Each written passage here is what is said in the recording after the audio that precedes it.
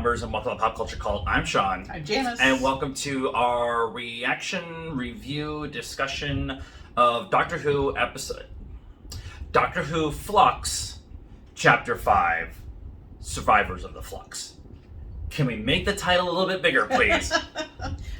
The next one might be. The next one might be. Okay. I just said before we started recording, there's a lot to unpack in this episode.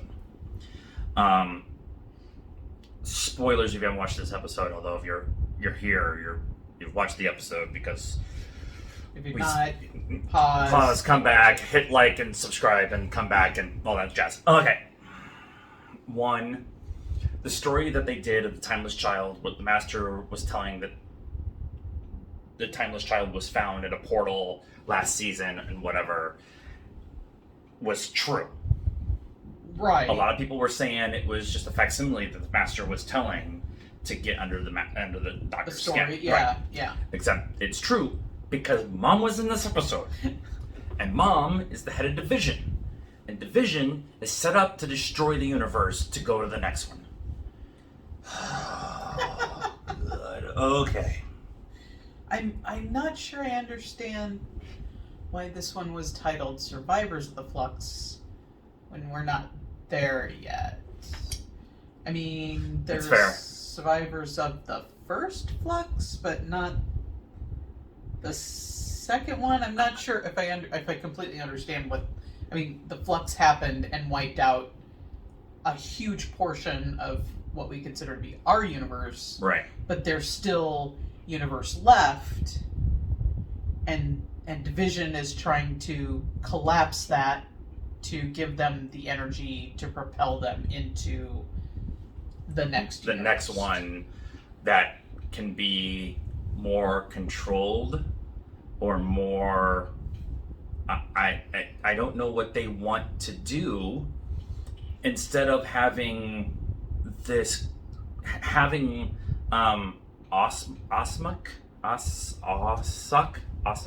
was her name, the Doctor's mom. Oh no, that's not her name. It starts with a T.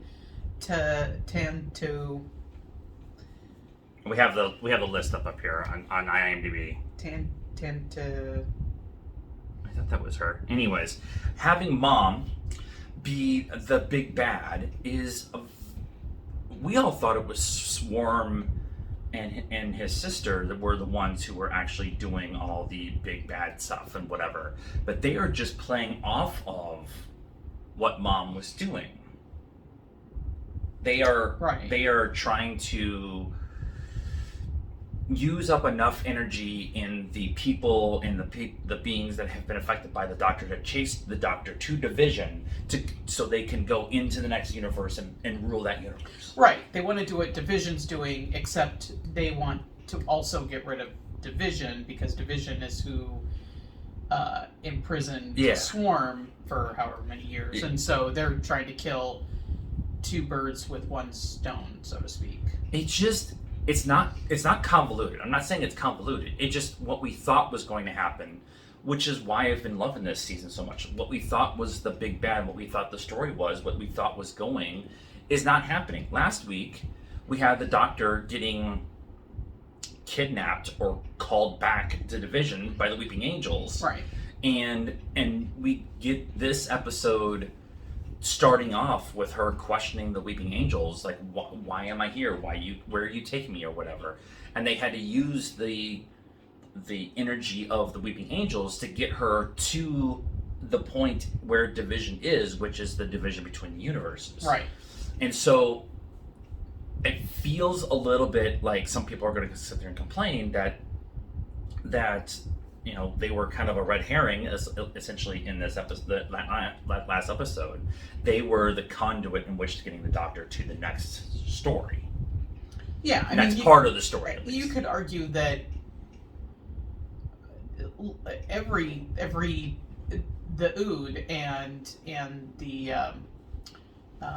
Centaurans. The Centaurans and the Daleks, and they're all red herrings just because we don't know why they're there. Well, at this point, they're all just kind of, I don't know, things that are thrown in to give us the member berries? I don't know. I don't feel like it's the member berries thing. I really feel like Division has been set up with this idea of they use anything and everything as their resource to continue their experiment that is this universe.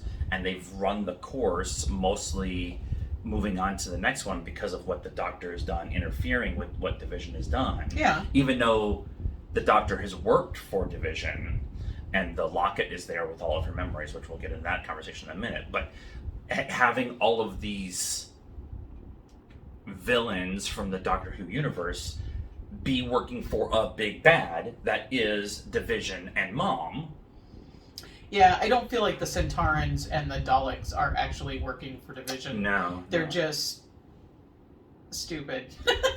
They're just war hungry or whatever. Yeah. I mean, they don't even realize that the universe is coming to an end. They're just like, hey, it's a means to an end of us being able to conquer Earth or win the war, except that you're all just gonna die anyways. it's kind of dumb. Not saying they're just, I mean, they're potato heads. So the episode ending with the Satarns working with the Grand Serpent, who the Grand Serpent like weaseled his way into control of UNIT over time.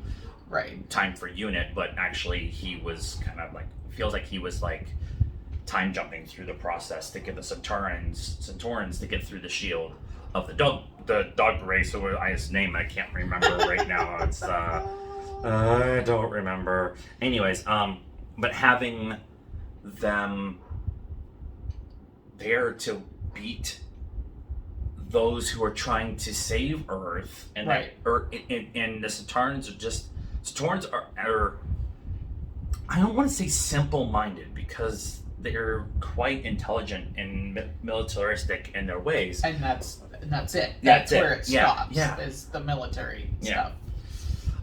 Okay, let's talk about, what did I say we were going to talk about?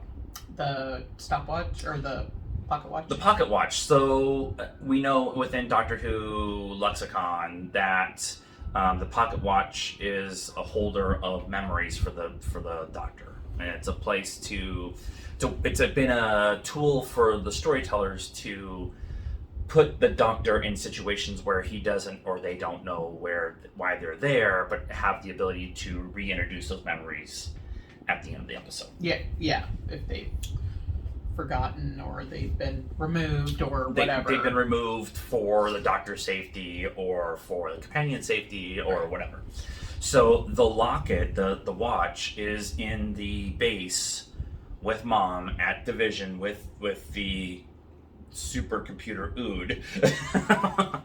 And the Doctor asks, how many lifetimes have I had? Tens, hundreds, thousands. And Mom makes a really good point of not showing any facial expressions because all of us as fans are going to go, that means something, right?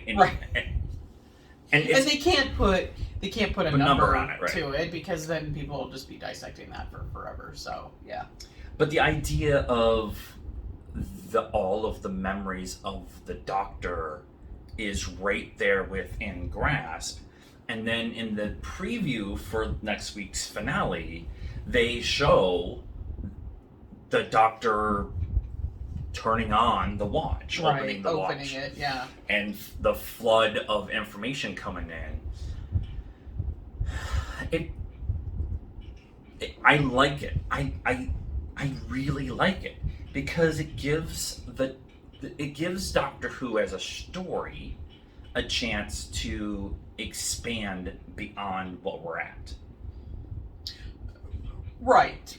I mean, they've run up against that recently, right? With for forever, there's 12 incarnations of the Doctor, and then they kind of got there. Never tell me the rules. Well, they kind of got there. I'm talking about like the BBC, right? Right. And they got there, and they're like, well, okay, first of all, 50 years ago, we never thought that we would get to episodes, the 12th incarnation of the Doctor, and so here we are, and Matt Smith isn't gonna stay on as the Doctor, so now we need a 13th Doctor, and Capaldi was 12, right? Capaldi was 12, yeah. And Jodie is 13. So they've got to come up with a way to fix that. Right. And so they did in Matt Smith with kind of breaking it for Capaldi and then going forward. I don't really know. Maybe people didn't like how they broke it, and so now they're breaking it again. I don't know if people had a problem with the way they broke it. I think people, I think the storytellers specifically are like, we've kind of, it's kind of run its course, and it's also kind of like they've kind of written themselves into a corner a couple of times. And as we love Doctor Who. I mean, I've got a freaking tattoo. I mean, I love Doctor Who, but multiple times continuity is spontaneity, and the idea of some stories being left behind and some stories being changed or moved as they go along is just part of the charm of Doctor Who. Yeah, but I mean, you could argue that it has gotten or is potentially going to get stagnant. I mean, you could argue that it already has. There's only so many other races that we can go out there and find, or historical points, or whatever. Yeah. So you do have to kind of put things on its ear. We'll see where this goes. I mean, I feel like kind of with the introduction of the pocket watch, again, they're opening up for the 60th anniversary, the BBC 60th anniversary, BBC, right? BBC's 100th anniversary. 100th anniversary, and then 60th Doctor Who's 60th anniversary of bringing back some of the other doctors, like they did with the War Doctor. I mean, this kind of is a vehicle to allow them to do that. Yes, I feel the New Year special that we're going to get is going to be, because the Doctor Who and BBC have already kind of started doing that kind of the pre advertising for the New Year special, the holiday special. I think they don't call it the New Year special anymore, but the Doctor Who profile picture, the it says Doctor Who, and it's got the Gallifrey circle around it and stuff like that. It's all fractured because time is fractured. It's because of what they're doing with the Flux and the introduction of the multiverse. Well, and the Flux symbol was Jodie's rainbow, but then it kind of all goes like this, and it makes you apart. Yeah, it makes you wonder if they're going to continue on with the multiverse. You know, now they can go to a different universe potentially instead of just floating around in our, and I mean, unless they're going to fix what the Flux did, our universe is infinitely smaller. And they made a point of saying multiple times in this episode that what's going on with the Flux cannot be fixed, cannot be stopped. It is in motion, it's going to happen. Right. And so if it's in motion, it's going to happen no matter what. Much of what, like the Master was talking about last season, no matter what you do, I'm going to break you. I'm going to change your perspective of yourself and Gallifrey and Time Lords and Gallifreyans and all of that stuff. So they've made a point of saying it multiple times. This cannot be fixed. Right.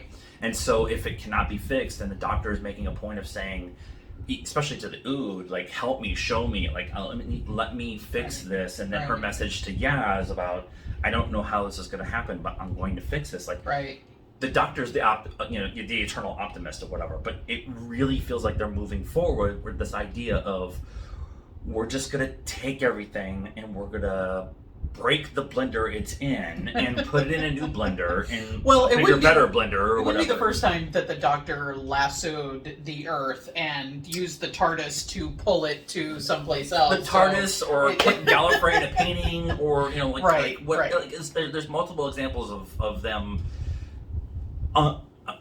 fixing the ultimate break of whatever it is, right? And so I'm totally cool with that. Like, that's part of the charm. Like, back to the charm of Doctor Who. I'm really liking that. Yeah. My concern right now is going to be, as much as I've loved this season, and I really like the story they're telling, people are going to say they're done with the multiverse storytelling. And I understand it. I get it. You can't be done. It's just started. But people are going to say we're getting the multiverse in Marvel, and we're getting the multiverse in Spider-Man, and we're getting the multiverse in Star Trek, and we're getting and so people are going to complain about it. But the multiverse allows storytellers to play in a much bigger sandbox. Storytellers for sci-fi, fantasy, yes. space stuff. Yeah, I mean, again, like we said earlier, you can continue to tell stories about the Centauran and the Ood and the Cybermen and the Daleks and the Weeping Angels, but we've done that, right? We've done that for 60 years. So, do I want them to go away? No, but some new, the Doctor has explored this universe backwards and forwards from the beginning of time to the end of time and back with multiple companions, and so it does allow them to have a fresh. I liked Mom kind of mentioning to the Doctor, you've taken people along with you as part of your experiment, and kind of like throwing it back in her face, in the Doctor's face, the idea that what Mom is doing with Division and the experiment of this universe, she kind of threw it back in her face that you did the same exact thing. And so I thought that was kind of a pot kettle black kind of conversation. I really appreciate that, because it's been really easy for them to not kind of glaze over that, but they didn't. They this is again the charm of Doctor Who. Right. Dan Yaz, what? I was just gonna, and then we have everybody in the tunnels. So Dan Yaz and Jericho meet up with Joseph Williamson, who is the tunnel builder from the 1800s. He was introduced in the first episode, and it's been kind of popping in and out. The tunnels he's been building in Liverpool are doorways, time conduits, wormholes, or whatever. Yeah. And I think he kind of knew that. But the idea of them, Yaz, Dan, and Jericho running around in 1904 trying to figure out the date in which the Earth is done by the instructions of the Doctor, because there's smart people on the Earth and they can do all this stuff, and they find a jar in Mexico, and then they go the Buddhist priest. I'm gonna look at something. Yep. Yes. So I wanted to check something. But the idea of all that is kind of like the companions being on their own mission happens a lot within Doctor Who, but it hasn't happened a lot with this incarnations. There's always been the Doctor and one of the companions, and then two of the companions off on their own mission or whatever. Right. Because there was three of them. Right. Well, now we have essentially three, sometimes four. Yeah. Because of Vendor and what's going on with Vendor and Bell, and you had the Bell story going on. Jesus, there's so much to unpack in this episode. But and Vendor and Bell just finally stay still for 2 seconds, and you'll beat up. But they found a pot, and they were able to come up with a date of December 5th, which is next Friday. No, it is next Sunday. Next Sunday. Sorry, I was looking at November. Next Sunday. So they made a point of saying the date of November 5th. Now I also... December 5th. December 5th. I also noticed that they made a point of saying the date in AR and ADR off screen. Like they were showing somebody else on the screen, and then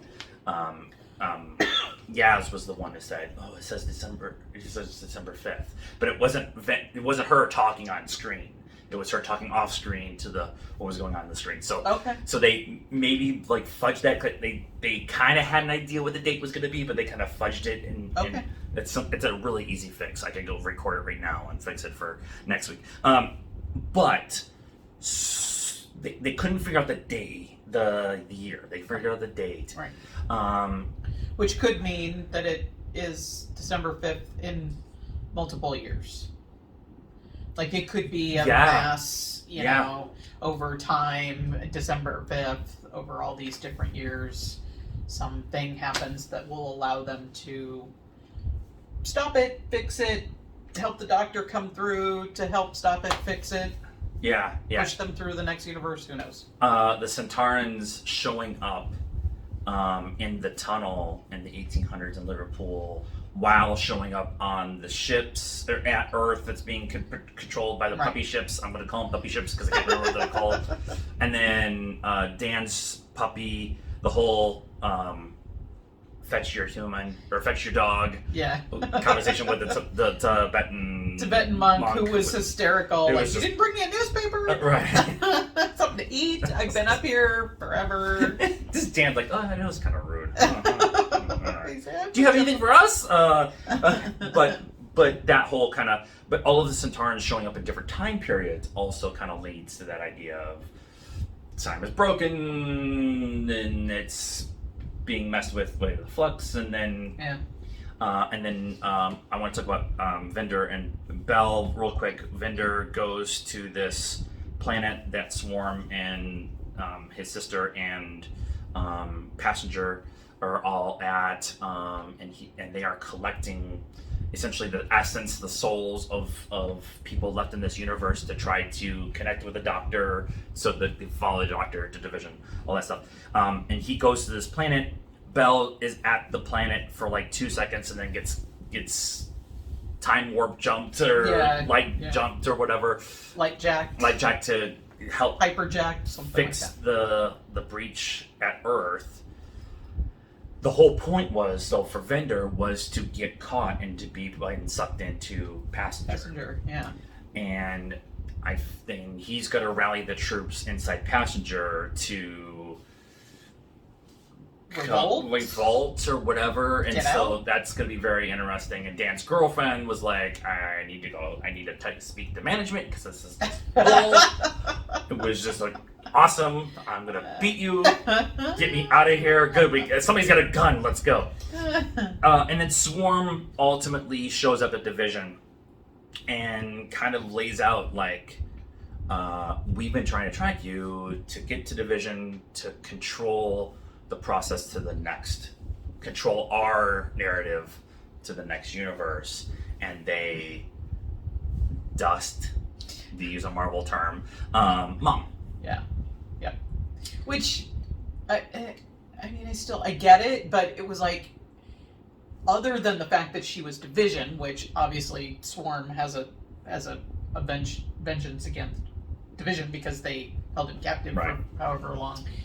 You all were moving towards the same goal. Right. And so you could have just waited until you got over there and then dusted her, which seemed a little... And then he went reaching for the Doctor at the end of the episode. Yeah. Like, let me ease your pain or whatever. Yeah, like he was going to dust her too. And then, but in the preview, you get to see the Doctor's hand doing that dusting. Yeah. So, but you also see the watch opening. So there's like a whole bunch of stuff. Like it could be the Marvel misdirect thing that we talked about in trailers. With all of this stuff, you had Kate Lethbridge Stewart, who was in that fight with Grand Serpent, kind of pointing out that I know who you are. Right, because he kind of went through time with the stewards, right? Lethbridge Stewart. Lethbridge, I believe, is the title. Stewart is the last name. It's actually, no, it is Lethbridge Stewart is her last name. Oh, okay. That's what I thought too. I thought it was Lethbridge was the title. Yeah. Okay, whatever. So he goes back to like the 50s, meets up with the first guy who was like, "Hey, I've just been put in charge of this organization," and kind of moved forward, jumped back even farther to just move him out of the picture and move himself in. Yeah. And then moved forward again. Move forward, and then we get to 2017, and Kate calls him out on his poo. Yeah. Pretty much Yeah. saying, She's like, I know you're not. I know you know, So you are. and I have a psychic barrier on me, so Yeah. whatever thing you have it that's gonna try to eat me from the inside, you can't do. Yep. And then she goes home, and they blow up her house, Yep. and then she makes a point of calling somebody. I think she said Gary. No, she called Osgood. Was it Osgood? She totally called Osgood. I was like, oh my god, my husband's not fangirling over the fact that she just said Osgood. I heard something else. So okay, but I'm going dark, and she breaks her flip phone because 2017. Yep. So she is out there, and she is aware of what's going on with the Osgood. We still don't know what Osgood it is. Right. So the idea that Kate's out there, kind of running a super secret Earth-based version of Division. Oh, I just had a thought. Means you have Torchwood. You have Torchwood's kind of setup there, and Jack is back in the equation, and you also have... Yeah, Jack is supposed to be in this somewhere, right? I don't know, because of the bullshit allegations that happened with John Borman, so they might have just decided to go somewhere else. But Torchwood... The idea of Torchwood being secretive in the first place allows them to bring Torchwood back into this, especially with Kate. It would be awesome if that's how they bring Torchwood back, right? Well, what if the Osgood is the what were they called? What was the race? The sucker people. Zygots. Zygot. So what if the Osgood that's remaining, because she would never say, she said we are Osgood, yeah. Right? So you never really knew which one. So what if the Osgood is the Zygot, and then they use that to help. And they made a point of reintroducing the second Osgood at the end of those two episodes, because I love that, the Osgood, the Zygot invasion incursion, that whole story arc. I love that. Right. And they made a point of, because they brought everybody else in. Why not bring the Zygots in too? Right. So it would be kind of a cool like they're there to help protect the Earth that they're living on, or whatever. Yeah, because. But I just. They've made a point of saying this cannot be reversed. So I wonder if they just pull everybody together and put them in the new universe. Right. They could. Yeah. They could. Oh, I told you there was so much to unpack in this episode. And I'm trying to figure next episode is the last one, it's the last one, So right. how are they going to wrap this up in an hour and a half? So they're going to do that. They got the New Year's special, and then I don't know if that's the start of Jodie's transition or not. But we still have... Jodie's not transitioning. No, the Doctor's transition away from Jodie into whoever the new Doctor is. They have not announced who the new Doctor is. I would love it if they just kept it secret and they gave it to us at the 100th episode or the 60th episode. She just changes into whoever the new one's going to be. The new one just comes, Rupert Grint walks out with Jodie's outfit on. And finally a ginger! Finally a ginger! We need a ginger. I want to do a separate video, and we will do a separate video right now, but I want to have that discussion for a second with the Doctor and the transition and stuff like that. But ultimately, I really like this episode because there's a lot of stuff to unpack and what could be going on, not forward. Yes. And so please, if you like this video, and let us know what you thought of our reaction discussion, whatever, 30 minutes of rambling, in the comments down below. Please like this video, subscribe to the channel, hit the bell for notifications, follow us on all the social media stuff, Facebook, Instagram, Twitter, TikTok, and the links in the description down below. And until next time, cult members, it's going to be a heavy week next week. Good afternoon, good evening, and good night now.